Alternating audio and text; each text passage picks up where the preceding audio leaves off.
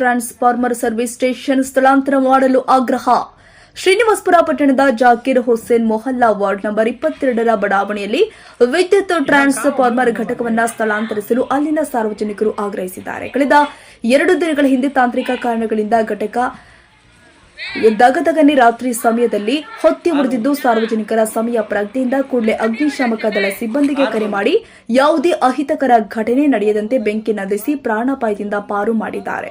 ಪಕ್ಕದಲ್ಲಿ ಆಯಿಲ್ ಬ್ಯಾರೆಲ್ಗಳು ಇದ್ದು, ದೇವರ ಕೃಪೆಯಿಂದ ಅದಕ್ಕೆ ಬೆಂಕಿ ಬಿದ್ದಿಲ್ಲ. ಬಿದ್ದಿದ್ರೆ ದೊಡ್ಡ ಅನಾಹುತವೇ ಆಗುತ್ತಿದೆ ಎಂದು ಅಲ್ಲಿನ ಸಾರ್ವಜನಿಕರು ತಿಳಿಸಿದ್ದಾರೆ.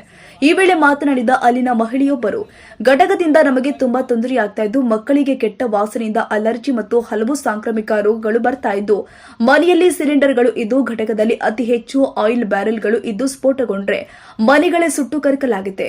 ಸುಮಾರು ಬಾರಿ ಪುರಸಭೆಗೆ ಮನವಿ ಪತ್ರ ಕೊಟ್ಟಿದ್ರೂ ಕೂಡ ಯಾವುದೇ ಕ್ರಮ ಕೈಗೊಂಡಿಲ್ಲವೆಂದು ತಮ್ಮ ದುಃಖವನ್ನ ತೋಡಿಕೊಂಡಿದ್ದಾರೆ. ಮಕ್ಕಳ ಹಿತದೃಷ್ಟಿಯಿಂದ ಕೂಡಲೇ ಸಂಬಂಧಪಟ್ಟ ಅಧಿಕಾರಿಗಳು ಈ ಘಟಕವನ್ನ ಸ್ಥಳಾಂತರ ಮಾಡಲು ಆಗ್ರಹ ಮಾಡಿದ್ದಾರೆ. ಬೆಂಕಿ ಅವಘಡಾಗಿತ್ತು. ಏನಾದರೂ ಹೇಳಿದ್ರೆ ಅವ್ರಿಗೆ ಏನು ಡೇಂಜರ್ ಇಲ್ಲ, ನಮಗೇನು ಪ್ರಾಬ್ಲಮ್ ಆಗಲ್ಲ ಅಂತ ಹೇಳ್ಬಿಟ್ಟು ಮತ್ತೆ ಇದು ಮಾಡ್ತಾನೆ. ಅವನ್ನ 4 ಸಾರಿ ಮುನ್ಸಿಪಲ್ ಆಫೀಸ್ಗೆ ಹೋಗಿ ನಾವು ಕಂಪ್ಲೇಂಟ್ ಕೊಟ್ಟಿದ್ದೀವಿ. ನಾವು ಕಂಪ್ಲೇಂಟ್ ಕೊಟ್ಟರು ಅವ್ರು ರೆಸ್ಪಾಂಡ್ ತೊಗೊಂಡಿಲ್ಲ. ಅವರು ಇಲ್ಲಿ ನೋಡಿದ್ರೆ ಮತ್ತೆ ಮೊನ್ನೆ ರಾತ್ರಿ 11:30 ಇಲ್ಲಿ ಬೆಂಕಿ ಹಚ್ಕೊಂಡಿತ್ತು. ನಾವು ನೋಡಿ ಅಕಸ್ಮಾತಾಗಿ ಇದಕ್ಕೆ ಅವ್ನು ಕರೆದು ಪೊಲೀಸವ್ರು ಕರೆದು ಫೈರ್ ಬ್ರಿಗೇಡ್ ಕರೆದು ನಾವು ಆರಿಸಿದ್ದಕ್ಕೆ ಅದು ಏನೋ ನಾವು ಉಳ್ಕೊಂಡಿದ್ದೀವಿ. ಇಲ್ದಾರೆ ನಾವು ಉಳಿಯೋ ಚಾನ್ಸಸ್ ಇರಲಿಲ್ಲ. ಅದು ಆ ದಿನ ಎಲ್ಲ ಅಂದ್ಕೊಂಡಿದ್ದಿದ್ರೆ ಆ ಥರ ಆಗ್ತಾಯಿದೆ. ಇದು ಈಗ ಹೇಳಿದ್ರೆ ಇದನ್ನ ಎತ್ತಂದರೆ ಎತ್ತಲ್ಲ ಇಲ್ಲಿಂದ. KBL ಏನಾದ್ರು ಕಂಪ್ಲೇಂಟ್ ಕೊಟ್ಟಿದ್ದೀರಾ? KBL ನಾವು ಕಂಪ್ಲೇಂಟ್ ಕೊಟ್ಟಿಲ್ಲ. KBL ಕೊಟ್ಟಿಲ್ಲ. ಪುರಸಭೆಯಲ್ಲಿ ಕೊಟ್ಟಿದ್ದೀವಿ ಸರ್. ನಾವು 2 ಸಲ 3 ಸಲ ನಾವು ವರದಿ ಕೊಟ್ಟಿದ್ದೀವಿ. ಯಾವುದೇ ಕಾರಣಕ್ಕೆ ಅವರು ಸ್ಪಂದನೆ ಮಾಡಿಲ್ಲ. ನೋಡಿ, ನಮ್ಮ ಹತ್ರ ಬೇಕಾದ್ರೆ ದಾಖಲೆಗಳ ಸಮೇತ ಇದೆ. DC ಸಾಹೇಬ್ರ ಹತ್ರ ಕೂಡ ನಾವು ಹೋಗಿದ್ದೀವಿ.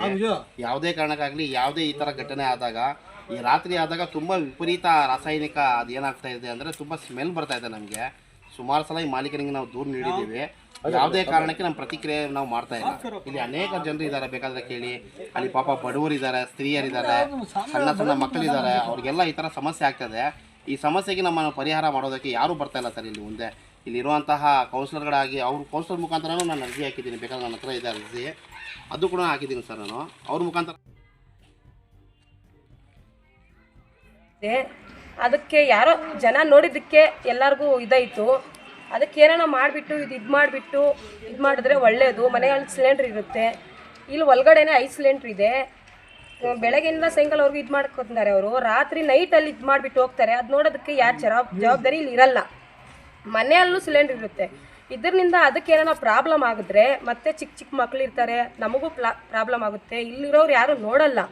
ಯಾಕಂದರೆ ನಮ್ಮ ಮನೇಲಿ ನಾವು ಮಲ್ಕೊಂಡಿರ್ತೀರ, ಅರ್ಧ ರಾತ್ರಿ ಅಲ್ಲಿ ಇದು ಅಂದ್ಕೊಂಡಿದ್ರೆ ಯಾರು ಇದಾಗಲ್ಲ, ಎಲ್ಲರಿಗೂ ಪ್ರಾಬ್ಲಮ್ ಆಗುತ್ತೆ.